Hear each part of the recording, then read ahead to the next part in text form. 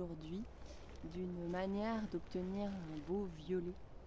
Le violet, c'est une couleur en teinture végétale qui est assez facile à obtenir en fait. Il y a une plante un peu magique qui s'appelle le bois de Campeche, qui a un pouvoir tintorial de malade. Donc je voulais vous en parler parce que si vous vous intéressez à la teinture végétale, c'est vraiment une manière assez simple d'obtenir ce joli coloris qui plaît quand même à beaucoup de monde, hein, il faut le dire. Le violet, je sais pas, il a une dimension spirituelle, magique. D'ailleurs, ça s'explique par pas mal, je crois, de références mythologiques et certaines déesses dont c'était la couleur. Je crois aussi que le violet, c'était la couleur de la reine Victoria. Enfin, voilà. Vous vérifierez par vous-même parce que je ne suis pas certaine de tout ce que j'avance. Mais en tout cas, le violet, il y a vraiment on lui prête des vertus vraiment magiques. Et d'ailleurs, pour l'anecdote, j'ai entendu dire que le violet, si on voulait, l'énergie de cette couleur pouvait aider dans une chambre. Si vous voulez avoir une sexualité plus épanouie, il fallait mettre du violet sur les couleurs de sa chambre. Voilà. Parenthèse refermée. Donc aujourd'hui, je vais vous parler de cette fameuse plante un peu magique qui s'appelle le bois de Campeche. Le bois de Campeche, c'est un arbuste tropical. Il est surtout situé en Amérique centrale en fait, et un peu dans les Antilles aussi, il me semble. Que vous dire, il peut mesurer environ 15 mètres de haut. Et puis, moi, je me le procure essentiellement sous forme d'extrait à teindre, mais ça, je vous expliquerai ça plus tard dans le processus de teinture. C'est une plante qui a été découverte, enfin, ses pouvoirs tintoriaux ont été découverts par les Aztèques, donc ça remonte. Et puis, alors, dans l'utilisation du bois, en fait, c'est parce que c'est avant tout le bois qui nous intéresse. Je crois qu'on en fait des traverses de chemin de fer aussi. Et dans la première partie du XXe siècle, les enfants pouvaient fabriquer, vous savez, cette encre sympathique, c'est comme ça qu'on dit, où on écrivait en fait avec une décoction de bois de Campeche. Et cette décoction était à peine visible sur le papier.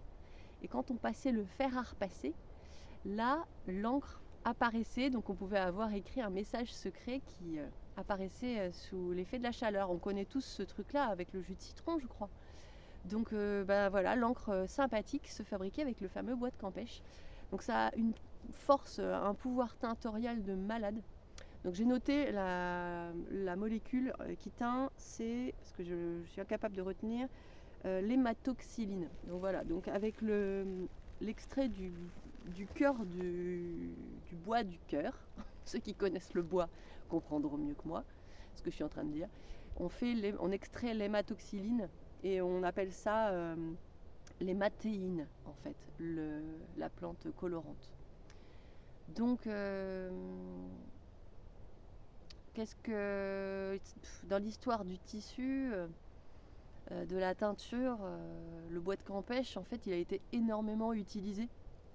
On a teint beaucoup de choses. En fait, on peut aller selon l'apprêt qu'on met sur le tissu. Donc, dans le jargon, vous m'entendrez souvent dire mordançage quand je vais vous parler teinture. Selon le mordançage qu'on va faire à notre matière, à notre fibre, on obtiendra une gamme allant à peu près du bleu au rouge, mais c'est surtout ces violets qu'on va retenir. En fait, ça fournit d'extrêmement beaux violets. Selon la dilution, on peut aller vers du mauve, évidemment. Mais quand on concentre cette couleur et qu'on lui met certains mordants, on peut aller vers des noirs. Et donc, elle a été énormément utilisée pour teindre les soutanes. Voilà pour la petite histoire. Sinon, qu'est-ce que j'avais d'autre à vous dire concernant le bois de Campeche ? Vous allez voir que moi, je vais teindre de la laine avec. On peut teindre de la soie, on peut teindre du coton, du lin, on peut faire ce qu'on veut. Moi, je vais vous montrer avec le procédé laine parce qu'en fait, c'est le plus simple par rapport à son mordançage. Donc, on va faire ça. Vous allez voir ça dans les rushs qui suivent. Et puis je vous expliquerai après mon petit tutoriel les limites que ça a, parce que c'est une plante qui est assez sensible, une coloration qui est assez sensible au pH. Voilà, donc ça c'est ce que je vous raconterai après processus de teinture. Je vais répondre à une question que vous vous posez peut-être tout de suite. Non, je n'ai pas teint mes cheveux avec du bois de campèche.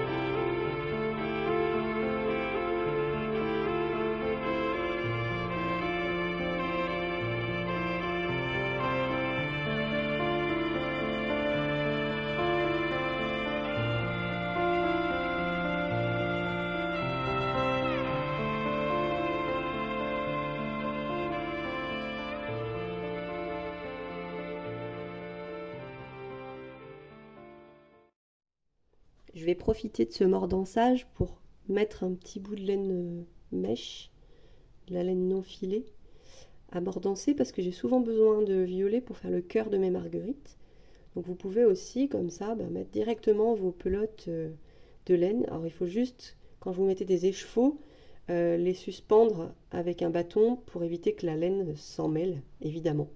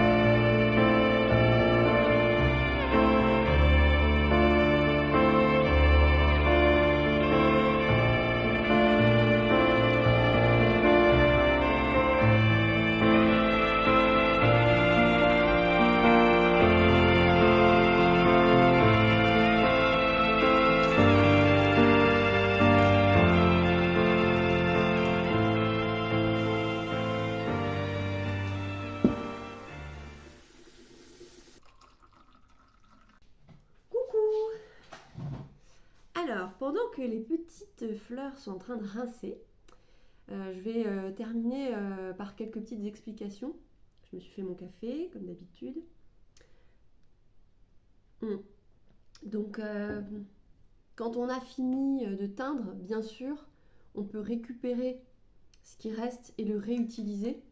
Là, vous avez vu que j'ai versé une partie de la marmite dans mon bréchet. En général, je vais le mettre en bouteille si je ne l'utilise pas tout de suite. Et je vais le stocker quelques temps à l'abri de la lumière. Et comme ça, je pourrai refaire des teintures avec.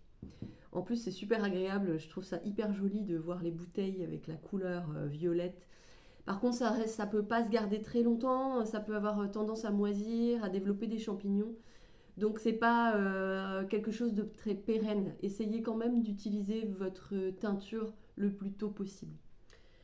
Qu'est-ce que je voulais vous dire par rapport aux boîtes Campêche? Alors moi là j'ai mis 2 cuillères à café un peu au pifomètre.